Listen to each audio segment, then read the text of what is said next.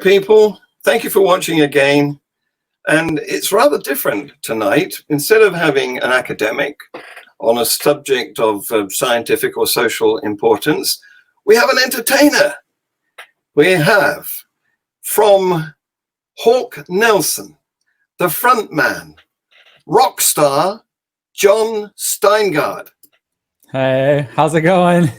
Hi, it's fine here. How the devil are you, John? I'm doing great. You can see behind me.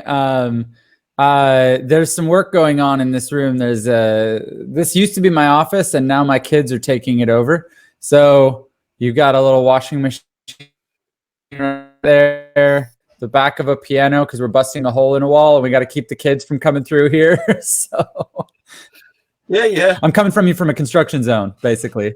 Yeah. Well, at least you're not in the conflagration zone, which is happening in some parts near you.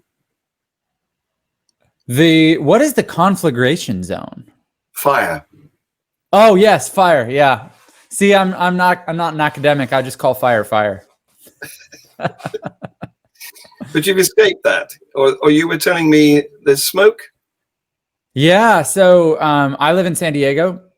And there aren't any fires directly near my house, but just outside the window, I mean, we just see all the smoke from various fires, and it's sort of this.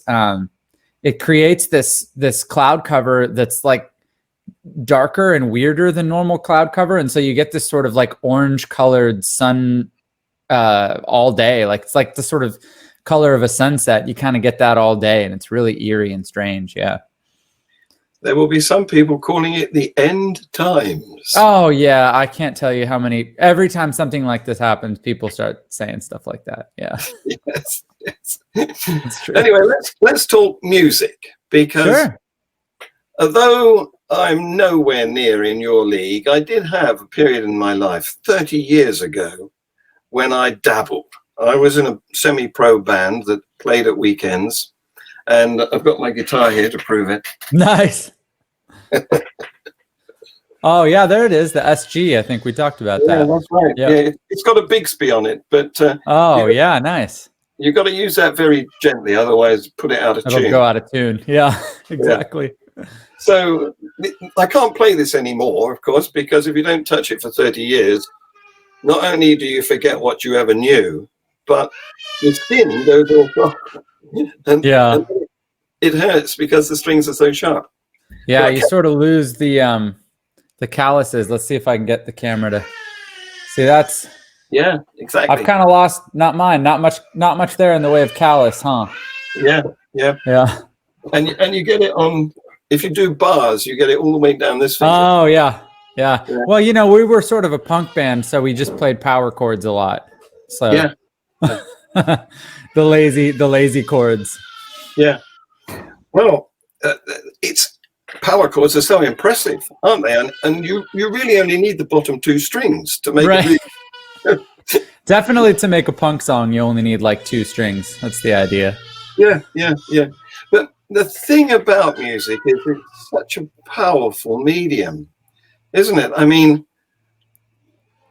some linguists suggest that we did music before we did speech. Interesting. Yeah. I haven't heard that. I've studied the evolution of language a little bit here and there, but yeah, I hadn't heard that about music. That's really interesting.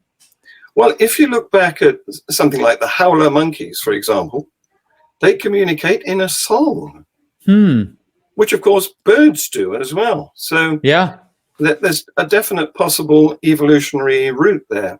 Yeah, and there's some indication that there's sort of rudimentary language among certain animals. Birds are a good example. Certain calls that have certain qualities can sort of indicate certain information, and it's sort of interesting that they've been able to evolve those sort of proto-linguistic abilities, I guess you'd call them. Yeah, absolutely. And of course, what that tells us is there's no gulf, there's no huge discontinuity between humans and the animals. Right. That's one of the things that I've sort of been processing the last 6 months or a year. And it's sort of causing me to rethink. I mean, I've been recently approaching the topic of animal ethics, which isn't one that I've ever even really considered up until very recently. Yeah, that's a growth area at the moment. People are getting into veganism and stuff, aren't they? Yeah. Anyway, I like your music. I will confess that I am a Hawk Nelson fan, and it's because, to me, proper music has the three elements. It's got rhythm, it's got melody, and it's got harmony or accompaniment. And of course, if it's a song, it also has lyrics as well. So I think that good music should have all of those four things. And once you take some of those ingredients away, you are looking at poorer music. Yeah. Which is why I'm not really a rap fan, because where's the melody? You know? Yeah, that's true. I think there's something in hip hop music that resonates with people really deeply. And I mean, it is now the #1 most listened to form of music in the world. So it clearly is resonating with people on some level. And you know, I've thought about, you know, our roots as human beings and our evolution, and going, well, something about a beat combined with you know, something verbal. It's almost taking us back to basics in a way of what we would have had for a long time. So I don't know. I like hip hop though. It's got the rhythm in the spoken word, hasn't it? Yeah. But no melody. It doesn't go up and down. It's a gray area actually, because sometimes you get, you know, certain rappers that'll inject little bits of melody, and like a good example is Kanye West. He'll sort of like he'll rap something, but then he'll sort of go into a bit of melody for a period of time, and he'll almost be off key in a way that is sort of endearing. and it's all somehow better than if he was on key, and I can't totally wrap my head around that, but yeah. How's his bid for president coming along? I don't think it's going so great. I guess it depends on what his goals are. So if his goal is to stay in the news, then I think it's going quite well. Yes. Yeah. It's an easy way of getting a headline. I'm not sure it's easy, but it is a way of getting a headline. Yeah. It's a way. Yeah. So the thing about a song, of course, is the message is in the lyrics. And to an extent, you've already been hooked by the actual musicality of the song without needing to listen to the lyrics. I think there's a certain amount of information that's communicated even before you get the lyrics. Like there's a sort of mood and a tone set by the music and the rhythm and stuff that I think does contain information of some kind. Definitely. I guess toe tapping or something. Yeah. Well, and even sort of it can get you into a certain frame of mind. So like, definitely. I think Coldplay, you know, this is, you know, some good boys from your part of the world. They have a gift for communicating. Like one of the things about Coldplay is that they're one of the bands whose lyrics actually means very often not that much. Right? Like who'd have thought you could write a song about yellow? Right. And so I think so there's a method of songwriting, and I can't remember what it's called, but it's where you write lyrics that are designed to sing well, and that takes priority over what they actually mean. So there's a few bands that literally openly write music this way. So there's a Canadian band called I Mother Earth, and they openly say this is how they write music. They just put whatever words sing nicely, and they don't mean anything. No. They're just looking for scansion and rhyme and sense. Sense doesn't enter into it. Yeah. Well, I'm sure that's used in a lot of places as well. But the other thing about music is it's universally communicative, but it doesn't really belong to anything. I mean, you can write music inspired by all sorts of activities. You can write music for war. Yeah. You can write it for love. You can write it for a belief. And this is what sometimes people try to do. They try to appropriate it because it's such a good vehicle and use it to propagandize their message. Do you see where I'm getting with that? Yeah. I think that, I mean, cultural appropriation is something that's sort of in the dealing with what that means is something that's definitely in the zeitgeist right now. It is. Yes. I actually just last week, so I'm a filmmaker by trade now. Yeah. And last week I did a shoot that involved a Native American community. And they were discussing the difference between cultural appreciation and cultural appropriation. Yes. And I was very interested in how they, what criteria they use to differentiate between those two things. And what they said is you have to look at the impact that it has on the community that originated a certain cultural practice. So with Native community, for instance, they would say, like if people are buying designs that are Native inspired, if you want to make sure you're not participating in cultural appropriation, you should investigate, those products and companies make them. Are they giving back to the Native community in some way, or are they supporting the Native community in some way? Are they hiring Native artisans to make their products? Like those kinds of things. And negative.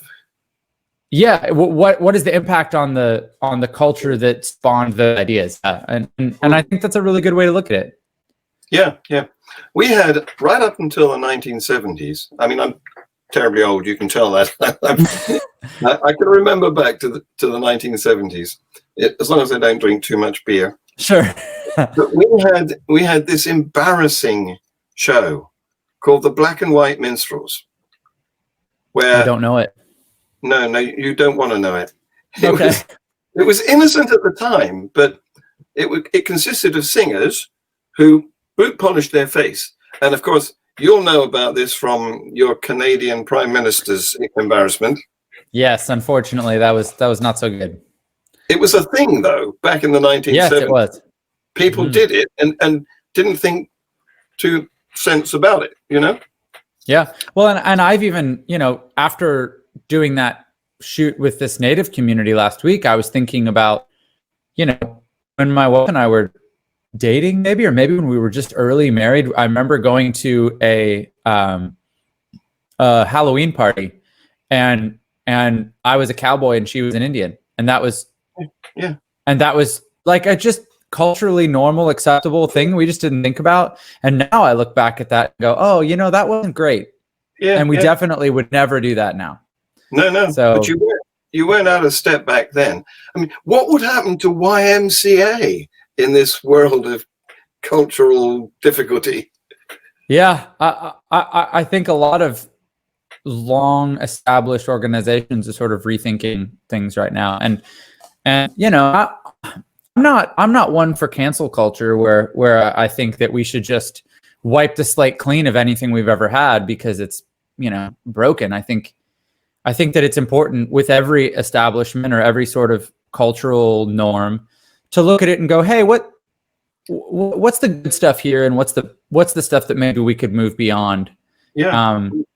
Because I think sometimes there's this tendency to want to tear down everything and start over, and I don't know that that's productive. I think a more productive approach is to try and look at, and I look at religion this way actually, and I go like, what are the things that, obviously religion is providing something for people because it wouldn't be so prevalent in the world if it wasn't.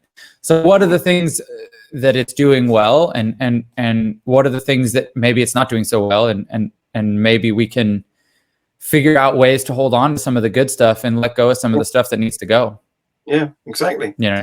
This is there's a bit of a conflict here with regard to war, because the one point of view is we should forget about it. Why do they keep dredging up?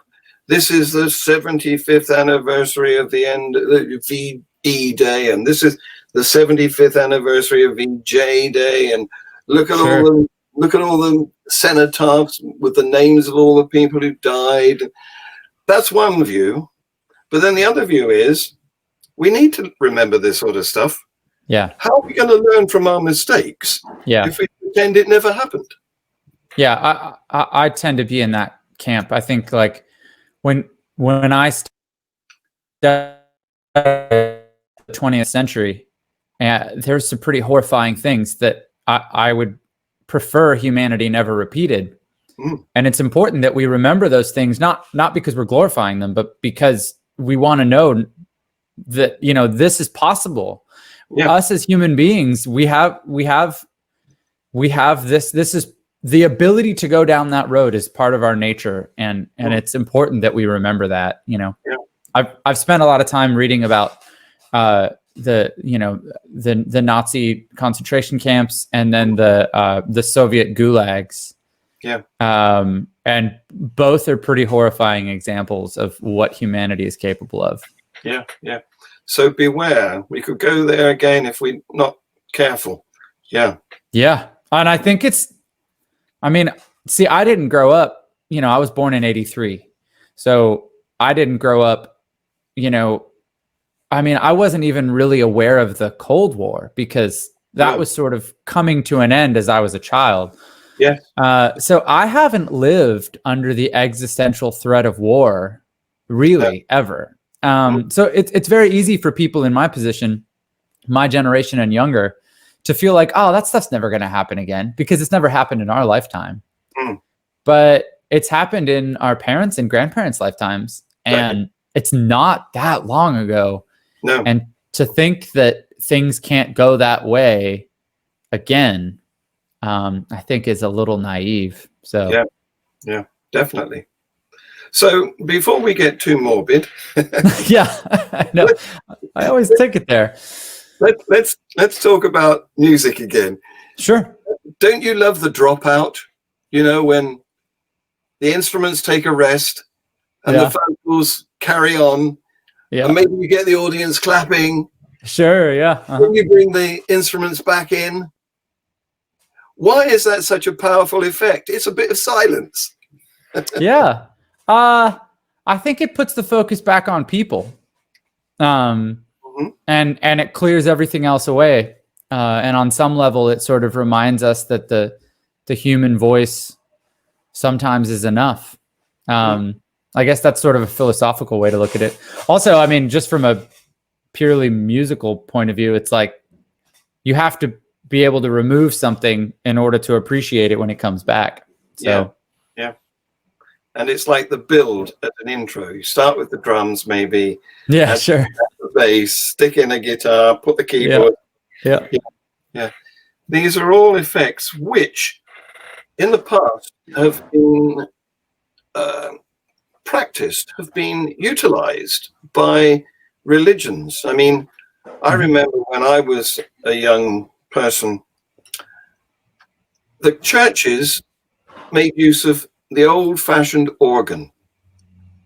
Old, wheezy organ and a choir, and it was out of date then.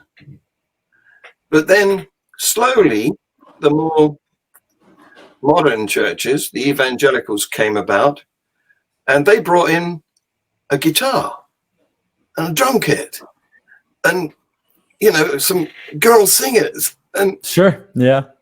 And suddenly everybody moved away. The old churches fell empty. And the new meeting places attracted everybody's attention because of music. You largely, you can use it as a force, as a magnet, to amplify whatever doctrine you want to proliferate. Mm-hmm. Yeah, I've wondered about that a lot because I've been, a part of music within Christianity for most of my adult life. Mm. And I remember actually we were, talking about Coldplay that like, Yeah. I remember going to a Coldplay concert and having some of the same sort of waves of emotion that I would have in like a worship service. And I remember thinking, that's interesting. Either I'm also experiencing God's presence here, or what I'm experiencing is not the presence of a God. What I'm experiencing is an emotional connection, feeling of connection. And yeah, that's one of the sort of experiential things that has over the years kind of got me wondering about, what these experiences are, at concerts or in worship services and that kind of thing. Yeah. Yeah.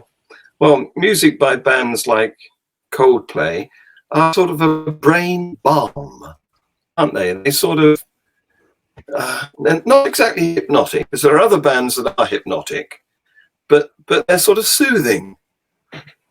Yeah. If you see what I mean. Yeah. Well, and there's something transcendent about it. And it's sort of mysterious as to what that actually is. Yeah. But if you went to another band, maybe Metallica or something, you might come out feeling angry. You might, yeah. Yeah, it definitely has the power to influence our emotions for certain. Yeah. So I'm going to play a bit of it now. Sure. Okay.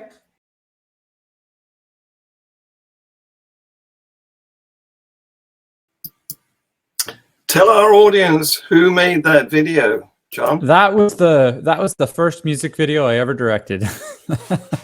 Well, so damn good for a first go, isn't it? Oh, thanks. I had an idea and I brought on a few people to kind of help me bring it to life, and that was the beginning of a whole other career actually, and that's what I do full time now. Yeah. It's interesting, isn't it? Because unless you become some sort of mega star in the music business, you're a bit like an athlete. You sort of peak young, and then you need a second career. Like an athlete would go into talking about athletics. They would become a commentator. Or a coach, or And you've done the switch from music career to video career. Yeah, and actually the video thing started to come about before the music career was really winding down.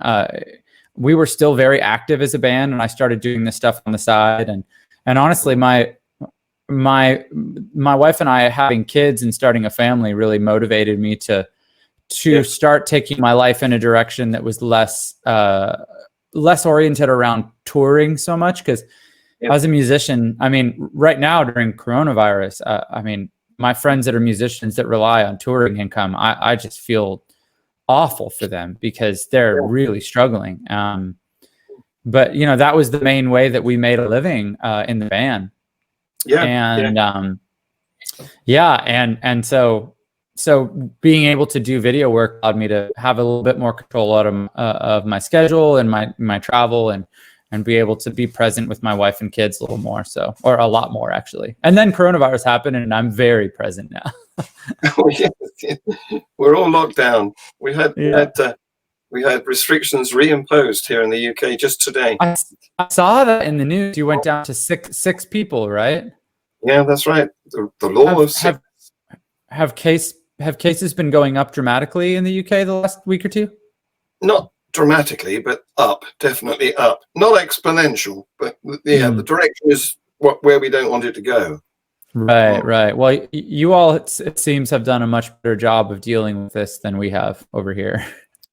We're not top of that league at all. There are other countries that have done better than us by far. Yeah. I mean, I think New Zealand is a great example. They literally pretty much eradicated it. Yes, they did. Yes. Well, but it kind of makes you wonder, like, we are a global population, right? It makes me go, like, it makes me sort of wonder, like, what is New Zealand's plan? You can't stay isolated from the rest of the world forever, you know? Well, they do have about 300 miles of sea, at least, all the way around them. That's true. Yeah. Thousands of miles on one side and about 300 miles on the Australia side. Yeah. But you're right, we're a global planet now, aren't we? Because my son, his wife, and my granddaughters live in New Zealand. So for their sake, I'm very glad that their country has managed to keep coronavirus out. Yeah, absolutely. So tell us about your journey. Now, I know you originally were brought up in Canada, and I know that somewhere along the line, you became a Christian. Now, tell us about how you got into Christianity. Sure. Well, yeah, I'm a pastor's kid, so my dad's a pastor. So definitely, I was raised in an environment where Christianity was the norm. Now, I was also raised in Canada, so Canada is a fairly secular society, much like the UK, where it's certainly not abnormal to be a Christian, but it's not assumed, right? And in many parts of the US, especially in the South, it's just sort of assumed. So yeah, definitely, I was raised in a very Christian environment within a more secular culture, and in the environment I was in, it was a very charismatic evangelical Christian faith. So, lots of music and dancing and waving flags and intercessory prayer, prophecy, praying for healing, signs and wonders. It was a very, it was a pretty charismatic environment for sure.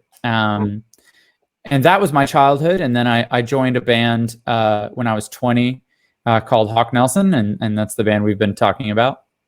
And we started touring in the US, and we were all from Christian upbringings in the band, and we all had Christian beliefs, but we weren't necessarily setting out to be a Christian band. We just sort of wanted to be, a band that was positive and could go and play for Christians, but also play for people in clubs and stuff like that. And just sort of, instead of specifically, being evangelical, we were just wanting to be sort of positive.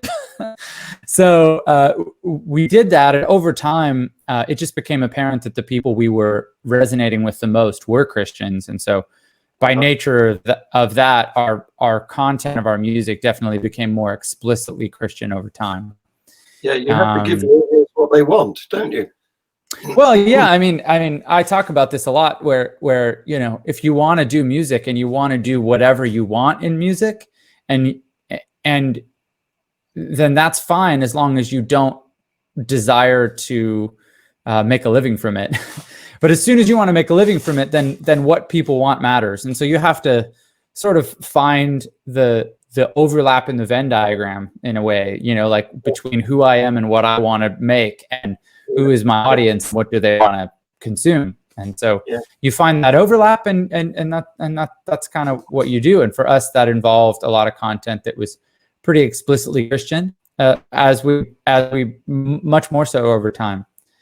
And I became more and more involved with the writing of the music over time, and definitely began to, in searching for things to write about, I dove into theology and philosophy a little more, and I started to find that I didn't really have confidence that I believed what everyone around me in the Christian culture I was in believed. And some of that was experiential. Some of it was, certain events would happen and I would notice that I would feel one way, but the culture I was a part of would say something else. And some of it was more intellectual, where I would read some, whether it was a passage in the Bible that troubled me, or whether it was some ideas that maybe ran counter to Christianity that sort of made a lot of sense to me. And so between all of those things, it sort of led me to a place where I was like, I don't think I believe this. And it was a gradual realization for me. But eventually I felt like in order to be sort of honest, I had to say something publicly. And so I did that in May. I wrote a Instagram post and basically came out and said, here's some of the reasons I'm thinking this way. But basically the bottom line is I don't believe in God anymore. And I sort of thought that maybe would cause a few ripples in Christian music for a few days. And then I just sort of assumed everyone would move on, because I don't assume I'm the center of anyone's universe here. But about 4 or 5 days after I wrote that post, Fox News ran an article, and then CNN ran an article, and then New York Post and USA Today and Esquire and all these publications started writing articles about, Christian singer comes out and says he, doesn't believe in God anymore. And I totally had underestimated the degree to which that would be a meaningful thing for people, one way or another. Some people were horrified. Other people were grateful that I was willing to sort of make that statement. Did you get any? You've got a youngster there. I've sent mine away. Yes, that's my son. We're alive, honey. Did you get any? Okay, bud. I'll see you soon. Did you get any serious pushback? I mean, you talked about that Venn diagram between you and the rest of the world, and you've got to get an overlap to have an audience who will pay you.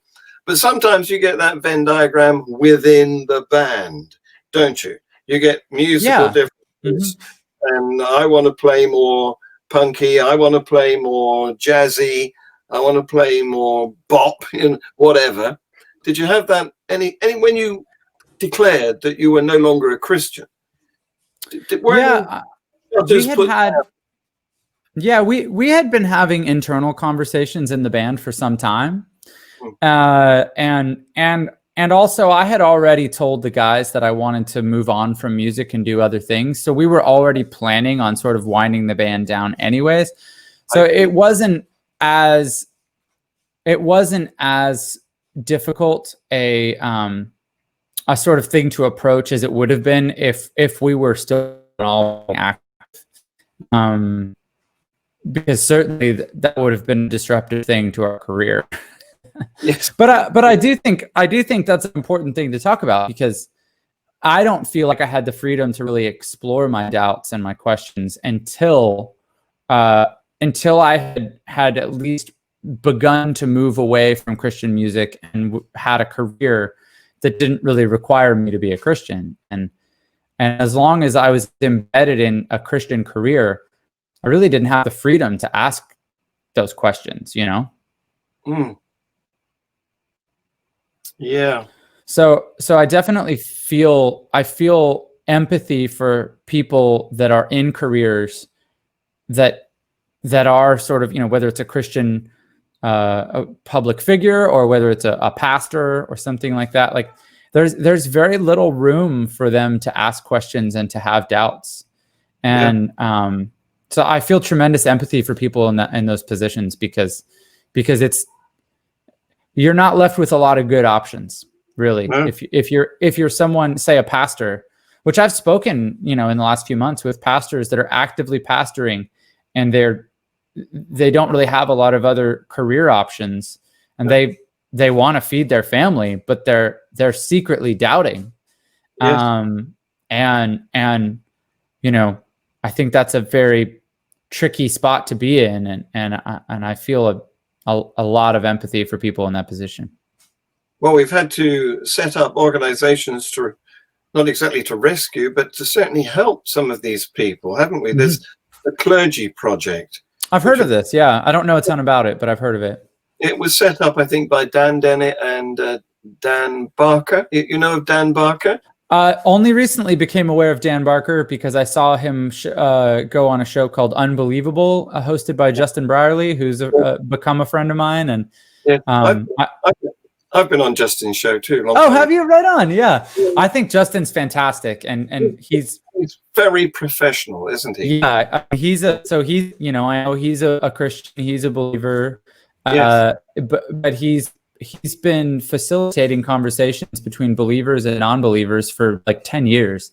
Yes. And that's something that has been sorely needed. And I think he does a tremendous job at it. He does. It's not easy to chair opposite sides without siding with one or the other. And he manages to walk that tightrope. He does very well. And I because I know him a little bit personally, and I've read his book. I'm familiar with his personal sort of views on things. But he does a very good job of making sure that both sides of any given discussion are being represented fairly. Yes. So I have a huge amount of respect for him. So we were talking about Dan Barker, who is, like you, a musician of some accomplishment. He's written both Christian and non-Christian material, I think.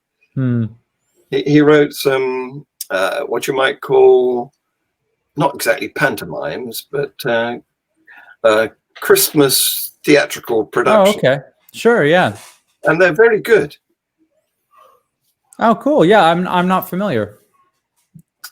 So here we have a question from one of our audience. You've more or less, well, you've started to answer this, haven't you? Because you didn't spring it on the band members, did you? You'd had discussions prior to your announcement. Yeah. So I definitely had conversations with the guys before anything went public, and I had conversation with my family and my wife's family, and so there were definitely a lot of private conversations that preceded the public announcement. And I think for anyone who's in a similar position, I would definitely recommend having those private conversations first, because the last thing you want is for someone close to you to find out on Instagram that. So but within the band, I mean, the guys have been very, very kind, and they still believe, so they're in a different sort of philosophical space than I am. Yeah. But our friendship, I don't feel like has been hurt at all. I mean, they're incredibly kind to me. They released a statement after my Instagram post that was very supportive and kind, and I was grateful for that. And I mean, we still have a Hawk Nelson text message thread that every once in a while comes back to life, and we sort of send each other little messages and stuff. Yeah. Great. So it's because you didn't do it as a bombshell, isn't it? It's because you yeah, for the people that I'm close to, yes, it wasn't really a bombshell, but I'm quite sure it is for people that was maybe more loosely with. Yeah. So you mentioned that you're a pastor's son. So I don't know quite how to put this, but is your father still with us? Oh yeah, yes, yeah. My dad is 66. Something like that. You don't have to give that. Oh yeah. No, but he doesn't care. But yeah, so they're still up in Canada. He's still pastoring. He's pastored a number of different churches up in Canada, and that's still his career. And we've definitely. I actually feel like in this process, I've ended up talking to my dad more than I used to, because we'll talk about philosophy. We'll talk about Christianity. We'll talk about biblical issues. Obviously, he's saddened to hear that I don't believe anymore. And the impact that it had on my parents was probably one of the most difficult aspects of this journey for me. Yeah. Because from their point of view, first off, they're on some level concerned for the sort of eternal destination of my soul, right? Yeah. And then also, it just grieves them that I've chosen to live believing something that, or not believing something that they believe to be true that's really consequential. And I think on some level, they ask themselves the question, what did we do wrong?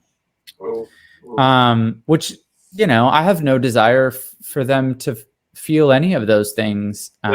So it makes me sad that my journey has made them sad, you know. But at the same time, I do feel like we're connecting on a deeper level because there's no pretense. You know, they know exactly where I'm at. We can have really hard but honest conversations where I feel like if I just lived the rest of my life sort of quietly disagreeing with them, I mean, I just don't think I would have. There would always be a barrier between us that we would never be fully connecting, and I just don't think that's the best way to live, you know? No, indeed. But you're lucky because it's only because you're all such reasonable people you can carry on like this, because a lot of families, you would be ostracized. You would be drummed right out. Yeah. But I'm glad to hear that your father is still devout and has not gone through the emotional trauma that it must be of a priest or pastor who continues to go through the motions while having lost his own faith. Yeah, no, my dad very genuinely and deeply believes, and you know, we're actually, one of the things we're planning on doing together is we, you know, when it's possible to travel again, we'd like to go to Israel together. And you know, because he wants to take me to a few of the places that are really consequential in the Bible, and you know, he's been to Israel twice, I think, and that's an experience that I'm very open to, because I would love to visit Israel in general, and then to have that experience with my dad. You know, my dad is not, you know, I think years ago I would have thought that late 60s is old, but I don't think that anymore, you know. It just doesn't seem that far away anymore.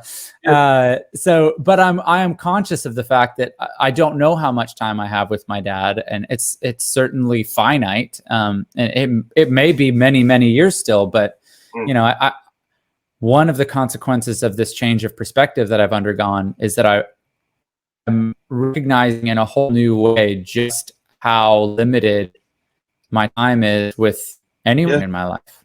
Yes. And so it just makes me value it more, you know? Well, no matter how old we get, few of us actually want to admit that we are old ourselves. Well, I'm starting to feel a lot more willing to categorize myself as old, because, you know, I drive by a high school and I'm like, those people can't be in high school. Those are toddlers. Yes. We always like to think that old is a label that we apply to people who are even older than us. Yeah. And eventually there's no people left to apply it to. Yes. Yeah. Yeah. I suppose we've got to come down to it then and accept it. Here's another question. Sure. And I got great. Oh.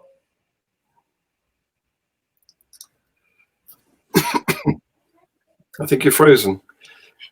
Oh no, I'm there. So the way that I've got the screen on my system, it's got the text reversed. Could you read it to me? I was trying to read it backwards. Yeah. This says, is your wife still a believer? And did this affect your relationship in any way? That's a great question. So my wife is on the same path as me, and I'm very grateful for that, because I know lots of people that have gone through a journey like this and have not been on the same page as their spouse, and that's a very difficult journey. And at any given point, my wife and I aren't always exactly in the same place.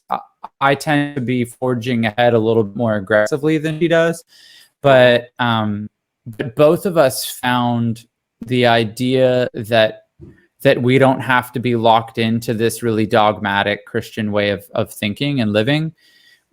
Being released from that was a great relief for both of us. And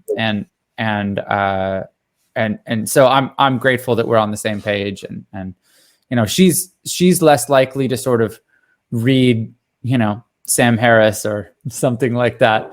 If she's going to sit down and read, it's going to be a fiction book that can give her some escape from toddler mom land. So every once in a while she'll check in on me, check in with me, and she'll be like, okay, so what do you think now? Because, if you read about this stuff a lot over the course of weeks and months, your views will change. And so mine have continued to evolve over time, for sure. Yes. Do you see yourself as ever going back to a religion then? Good question. And I've had a few people ask me that question in various forms. Like I've had a few Christian apologists ask me, what would it take in order for you to believe? And my answer to that is that, like, if you read the Bible, I look at Adam, and even after the fall, Adam had a direct conversation with God that was, I'm sure, a conversation he wouldn't wonder if it existed, and Paul on the road to Damascus had an experience that he wasn't able to deny. Thomas, when the resurrected Jesus appeared to him, asked, like, hey, can I, he needed to actually touch Jesus before he was willing to believe. So I read those stories and I go, look, if God is real, I mean, maybe it's a lot to ask, but I would prefer some sort of firsthand experience. And yes, and I've had people tell me, like, well, our senses are faulty. Like, would you even believe a firsthand experience? And to which I say, well, let's give it a try and see. Yeah. So I think some of my struggles are that, Christianity teaches that God is real and it has things to say about his nature. But all of the information that I've ever gotten about God, or the Christian God specifically, has not really been firsthand. It's been stuff that we read in the Bible that's thousands of years old, or it's been passed down to us by other believers. And so, I suppose, because I'm still open to spirituality in general, I suppose it's possible that I could end up being a believer of some kind again. I just know that there's no way that I'll end up in the same place that I was. It's like my wife and I talk about, being unplugged from the matrix, right? Like, once you're unplugged from the matrix, you can't go back in. No. So what do you miss most? Because a lot of people, when they give up their religion, they're also giving up their community, their social life. Yeah. Has that hit you? I think that there are people for which it would have hit a lot more heavily than it did for us, because I toured already so much. Yes.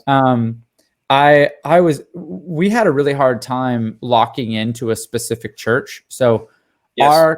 Our community of friends has always been a lot more transient than a specific church. So we have a lot of friends who don't all go to the same church. So the church was not, like, we didn't ever have a church as sort of a hub of our community.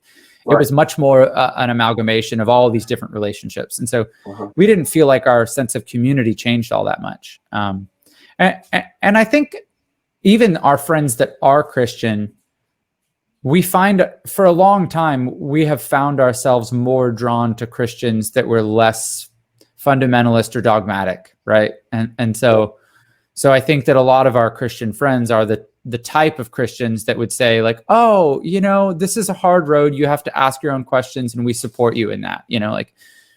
So we really haven't experienced a loss of community all that much. I think for me, the biggest loss was a loss of certainty. Yeah.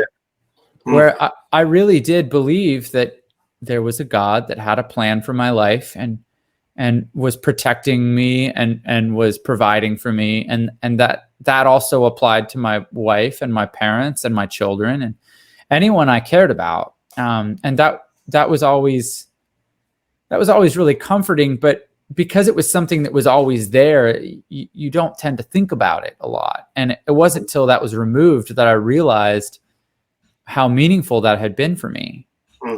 And I actually, like, when I really fully realized I don't think God is real, that caused me to go into a pretty serious, like 6-month depression.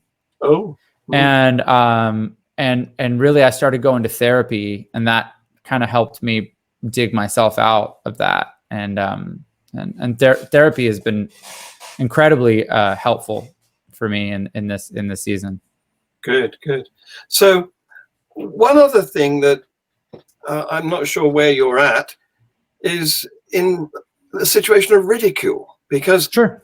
a hard atheist might want to say all sorts of things that a Christian or a Muslim could regard as offensive. I mean, Sure. in other parts of the world, we still have blasphemy laws. Yeah. And there are still people who are in jail waiting execution because they said something or drew a picture or something that the locals regard as insulting to their God. Right. Now, where are you on that scale? Are you do you get pleasure out of, for example, there's what am I trying to say here? I've lost my piece of paper with my notes on. That's okay. There's a comedy where they poke fun of it's South Park. There's an episode of South Park where they poke fun of Christian music. Yes. Yeah. You only have to substitute Jesus for the word love in ordinary rock songs, and it's a Christian song. Right. Yeah. So I think that episode. You'll find that tender.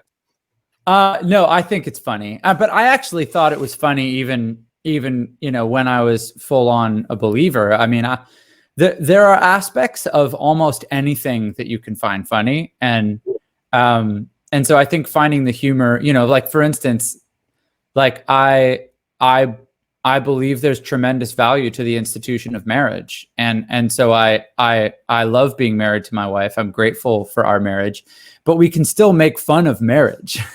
Oh, yeah. Right. And to me, that doesn't devalue, my marriage. So I look at some of these things the same way. And what's funny actually about that South Park episode is in that episode, the Christian band that they form is called Jesus Plus One. Uh-huh. And they were making fun of a Christian band called Plus One, who were friends of mine. Right. And so I loved that episode because I was like, this is hysterical, and it's making fun of people that are friends of mine.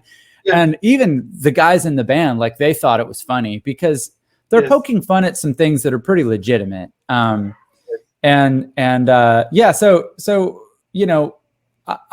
I think that free speech and the ability to speak freely is a fundamental idea that is valuable for us to hold on to.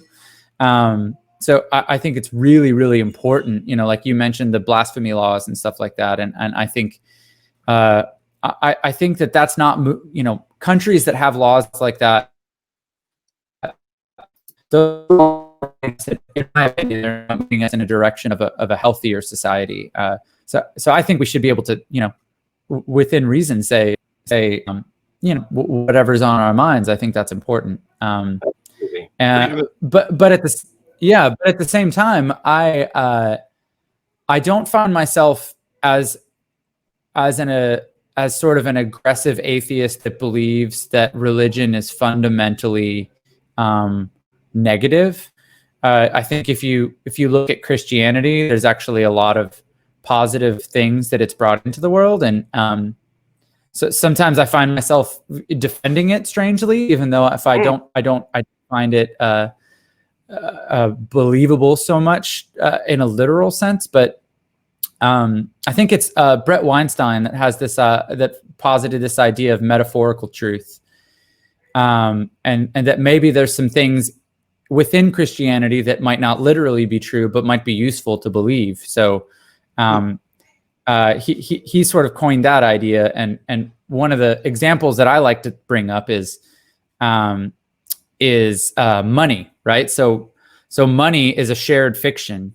Yes. And it's a $100 bill doesn't really have it doesn't have very much literal value, but because we as a society agree that it has value, it's a useful tool. Yeah. So I'm not saying everything about religion is like that, but I think that there are ideas that I don't want to lose. And I don't think it's exactly clear what all we would lose if we threw out religion entirely. So I still don't have very, very clear answers to exactly how that all would work, but I'm not one of these people that thinks we should just get rid of all religion all of a sudden, all at once. I definitely advocate for people to think about things more thoughtfully and more comprehensively, and to view things from other people's point of view, and to exercise compassion and tolerance and empathy. And I think that's, really important. Absolutely. Don't throw out the baby with the bathwater. Well, especially when you don't know which is the baby and which is the bathwater. Yes. Anyway, we're coming to the end of our time, but I want to reveal, this is disclosure time. Sure. I want to reveal that this person here who works for Atheist Alliance International on causes like campaigning against blasphemy laws, for example. Sure. I want to reveal that I was in the church choir. Right. Well, and I think campaigning against blasphemy laws is something that, I think most Christians would agree that getting rid of blasphemy laws is a good thing. So then you can sort of have a debate as to why getting rid of it is a good thing, right? And not everyone might see that the same way, but I would be fully with you in supporting that goal. Yes. If a God can't defend himself from a few words, then what sort of a God is he? Well, and I've had conversations along those lines with people recently. I've had a few people say like, well, don't you realize that you're dragging people to hell with you? And I'm just like, well, first off, the hell conversation, I don't agree with you on that one, but I also think, like, what is there to fear from questions? Yes. And Gene Cernan, a NASA astronaut, is credited with this quote that I love. And he said, "The truth needs no defense." And I think that's a good one. And so I look at these issues that way, and I go like, look, if someone ends up walking away from their faith because I asked a question in public, then their faith wasn't very substantial. And I hope that no matter where they end up, that they're able to walk their own journey out in a way that gets them to a healthier place than they were at, even if that takes them back to some form of spirituality. Yeah. If they're in a healthier place with regards to their own being and the way that they relate to other people, then I think that's a net benefit. Well, my view is that humans are inherently social animals, and that we like each other and are good to each other. And what I don't like is those people who might say to somebody like you, now that you've lost God, you only did it because you want to go and rape and murder, didn't you? Yeah, that argument doesn't make any sense. I've heard that argument a few times, and I mean, to me, it's like that's not why people walk away from Christianity. They don't walk away from Christianity because they want to murder and rape people, and they don't instantly become immoral people because they don't believe in God anymore. Actually, like most of the people that I know that have left Christianity have approached the topic of morality and spent a lot of time thinking about it. And and you've got to ask the question, like, if atheists are inherently immoral, then why are so many of them active in campaigning against, human rights atrocities? Yes. And why are so many of them active in, campaigning against blasphemy laws that clearly hurt people? And quite a few prominent atheists that I'm familiar with have actually extended their ethics towards animals in a way that caused them to embrace veganism. And so you kind of got to go like, so why is it that so many atheists are obsessed with morality and trying to understand morality and walk out in a healthy way? Yes. So what you've done is you've made it clear that we're not all baby eaters, and, and Right. were quite nice fellows, really. And incidentally, pretty much a large proportion of all the entertainers, actors, musicians, comedians, and so on, are non-believers. Isn't that the case? I guess I don't know the stats on that for sure. I know that in America, a lot of public figures tend to at least give a cursory nod to God. I mean, you see this in acceptance speeches, award shows, like, I want to thank God. It's very common in the African American community here in the US because traditionally, the gospel movement is very, very intertwined with Black culture. So, Yes. so you see that a lot in that culture. But as even in my time as a Christian, I remember always sort of hearing things talked about as like, oh, well, so-and-so calls himself a Christian, but, we don't know what they really think, and it was always sort of said with a wink and maybe like a, Yes. Maybe a frown in a way, sort of like, well, we don't know, Yeah. But I think it's very difficult to ascertain exactly like how many people in sort of celebrity culture are believers and who aren't. Well, we're getting some nice compliments from our, I think, largely atheistic audience here that I'm putting up at the bottom of the screen. Unfortunately, you can't read them. I'm going to have to come up with a way to reverse this because Yeah. this has been a really enjoyable interview to listen to. Oh, that's nice. It is, isn't it? We've had several of those. Yeah. There's got to be a better way for me to read the comments. I'm going to look into that. Get a mirror. Yeah. Yeah. Anyway, thank you very much. You have been fantastic. Such a lovely fellow. Thank you so much for having me. You're welcome. It's been our privilege. I'd like to just make a little commercial because next week I want an audience. I want to announce to them that our guest will be Richard Rawlins, who is a former president of the British Medical Association. He's a retired orthopedic surgeon, and he's going to talk to us about, what's it called? Medicine that's, what's it called? Fake, artificial medicine. The complementary and alternative medicine, CAP. He's going to lift the lid off that for us. So that should be good. You'd be welcome to watch from your distant venue. John, thank you very much. Thank you very much. Nice to have had you.